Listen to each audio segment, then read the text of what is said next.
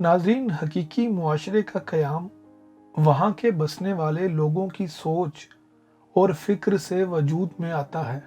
جب معاشرے میں ناسور عناصر سر اٹھانے لگیں تو ان کو نکیل ڈالنے کے لیے سب سے پہلے قلم کا استعمال ہوتا ہے۔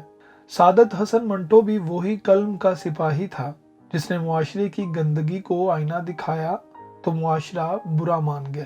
اپنی تقریباً 20 سالہ ادبی زندگی میں منٹو نے 270 افسانے، 100 سے زیادہ ڈرامے، کتنی ہی فلموں کی کہانیاں اور مکالمے اور ڈھیروں نامور اور گمنام شخصیت کے خاکے لکھ ڈالے۔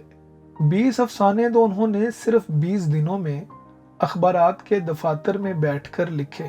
ان کے افسانے ادبی دنیا میں ایک تہلکہ مچا دیتے تھے۔ ان پر کئی بار فحش نگاری کے مقدمات چلے اور پاکستان میں 3 مہینے کی قید اور 300 جرمانہ بھی ہوا۔ ان کے مرنے کے بعد ان کو ملک کے سب سے بڑے سویلین ایوارڈ نشان امتیاز سے نوازا گیا۔ جن افسانوں کو فحش قرار دے کر ان پر مقدمے چلے، ان میں سے بس ایک بھی منٹو کو زندہ جاوید بنانے کے لیے کافی تھا۔ منٹو کی زندگی ان کے افسانوں کی طرح نہ صرف یہ کہ دلچسپ بلکہ مختصر بھی تھی۔ محض 42 سال، 8 ماہ اور 4 دن کی چھوٹی سی زندگی کا بڑا حصہ منٹو نے اپنی شرائط پر نہایت لاپرواہی سے گزارا۔ انہوں نے زندگی کو ایک بازی کی طرح کھیلا اور ہار کر بھی جیت گئے۔ غیر اردو داں طبقہ اردو شاعری کو اگر غالب کے حوالہ سے جانتا ہے تو فکشن کے لیے اس کا حوالہ منٹو ہے۔ سعادت حسن منٹو 11 مئی 1912 کو لدھیانہ کے قصبہ سمریال کے ایک کشمیری گھرانے میں پیدا ہوئے۔ ان کے والد کا نام مولوی غلام حسین تھا اور وہ پیشے سے جج تھے۔ منٹو ان کی دوسری بیوی کے بطن سے تھے۔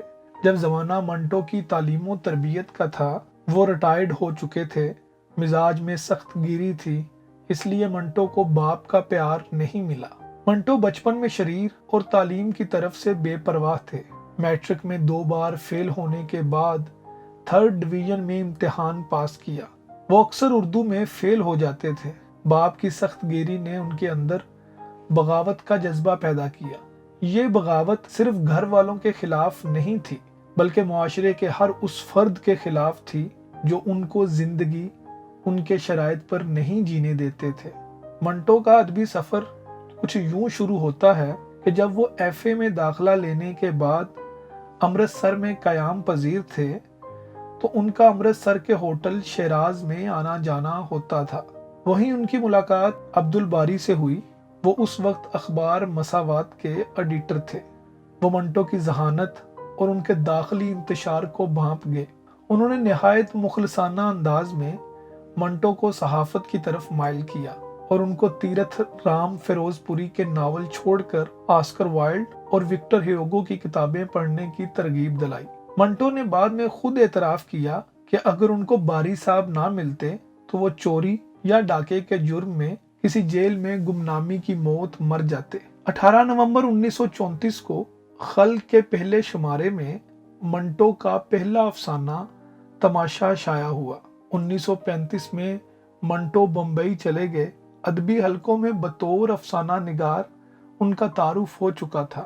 بمبئی میں مختلف جرائد میں کام کے علاوہ مختلف فلم کمپنیوں سے بطور مکالمہ نویس منسلک رہے۔ 26 اپریل 1939 کو منٹو نے صفیہ بیگم سے شادی کی۔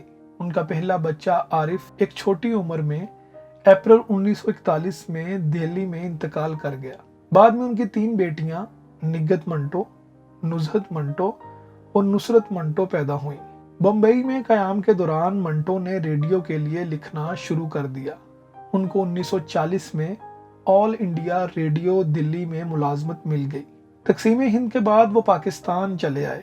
پاکستان میں تھوڑے دن ان کی آؤ بھگت ہوئی، پھر ایک ایک کر کے سب آنکھیں پھیرتے چلے گئے۔ پاکستان پہنچنے کے کچھ ہی دنوں بعد ان کی کہانی ٹھنڈا گوشت پر فحاشی کا الزام لگا اور منٹو کو 3 ماہ کی قید اور 300 جرمانے کی سزا ہوئی۔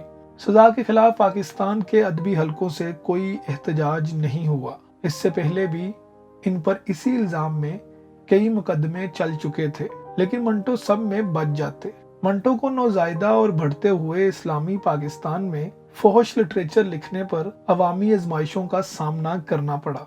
लाहौर में मंटो के आखिरी मुकदमे की सदारत सेशन जज मुनीर ने की और वो बदनामे ज़माना जज थे। मंटो के खिलाफ लाहौर में इस मुकदमे में फैज़ अहमद फैज़, MD तासीर और कई अदबी शख्सियात ने मंटो के हक में गवाही दी। मंटो का मुकदमा सेशन जज मुनीर की वार्निंग के साथ खत्म हुआ कि इसे महज जुर्माने के साथ आसानी से छोड़ा जा रहा है, लेकिन अगर इसने अपनी इश्ताल अंगेज मुख्तसर कहानियां लिखना बंद ना की तो इसे कई सालों के लिए जेल भेज दिया जाएगा। इसलिए मंटो अपना नावल और जदीद कहानियां नहीं लिख सके। मंटो अफसरदगी में डूब गया और डिप्रेशन ने एक अजीम अफसाना निगार का सूरज 18 जनवरी 1955 को सिर्फ 42 साल की उम्र में हमेशा के लिए गरूब कर दिया। लोग कहते हैं कि मंटो को फहश निगार कहना उनकी तौहीन है। दरअसल उनको महज अफसाना निगार कहना भी उनकी तौहीन है, इसलिए कि वो अफसाना निगार से ज्यादा हकीकत निगार हैं और उनकी हकीकत निगारी किसी अजीम मुसव्विर से कम दर्जे की नहीं। मंटो अफसाना निगार ना होते तो बहुत बड़े शायर या मुसव्विर होते। मंटो की फनी खसूसियात सबसे जुदा हैं। उन्होंने अफसाने को हकीकत और जिंदगी से बिल्कुल करीब कर दिया और उसे खास पहलुओं और जावियों से कारी तक पहुंचाया। अवाम को ही किरदार बनाया और अवाम ही के अंदाज में अवाम की बातें की। इसमें शक नहीं कि फिक्शन में प्रेमचंद और मंटो की वही हैसियत है जो शायरी में मीर और गालिब की।